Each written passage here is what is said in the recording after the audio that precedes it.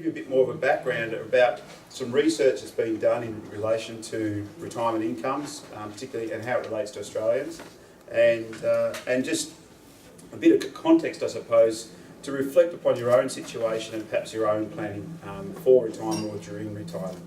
The age pension, it's viewed by Treasury to provide a reasonable standard of living. I think I would like to debate that with them, but that's what they have said. Qualification for the age pension is based on your age as well as your assets and your income, not counting your home. If you're born before June 1952, your age pension would kick in at 65. If you're born after that, the age pension age starts rising to 67. And if you're born after the 1st of January 1957, you have to wait until the 67 to get the age pension. The pension rates that I've got here on the screen, they are the maximum rates that you could get as either a single or as a couple combined.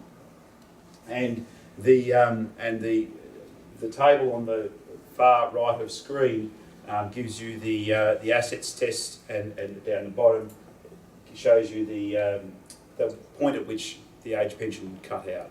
So if you're a couple and you've got assessable assets in excess of $830,000, you won't get an age pension. And so that gives you an indication as to the level at which the age pension is targeted. The means tests both apply, and the one that gives the least amount of pension is the one that Centrelink's going to use. What does some of the research show? So, the Association of Superannuation Funds of Australia, or ASFA, they produce a retirement index, and this is updated each quarter, and they have gone and researched what a typical retiree would have as costs to run their life. And they do this research for a modest standard of living and a comfortable standard of living. And you can see there the figures on the screen. A couple that, according to this index, would need $60,000 a year to have a comfortable standard of living. Now, some of you may be thinking, how on earth do they do that? This does presume that you own your own home, and it also that you have no mortgages or debts. This next two slides actually gives a bit more detail. You're not doing any overseas travel having a comfortable retirement. So if that figure's high on your agenda for retirement, then you need to start budgeting for that. If you're eating out at high-end restaurants, you probably need to add a bit more. If you're owning more than one vehicle, add a bit more.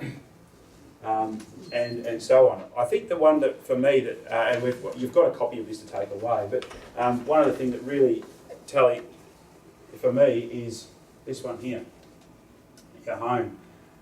As homeowners, we know that you've got to continually look after your home, because if you don't, it starts to fall down around your ears. And I think for me, when I was looking at this over here, if you're on the age pension, you actually don't have the budget to look after your house. And so the impact of that is that that asset is going to crumble around you. And I think we've all seen examples of this in our journey. And I think that's a real problem for those who are solely reliant on the age pension. So even though they own their own home, it's going to be a struggle for them to keep that home in the long run because they can't afford to maintain it. So Chris, what are the three columns again? So this is comfortable, modest, and age pension.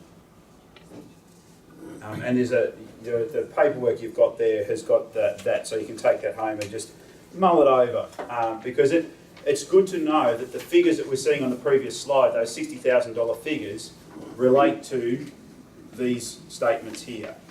So you need to be thinking, if you're looking at this and sort of looking at your own situation, perhaps need to think about how that works.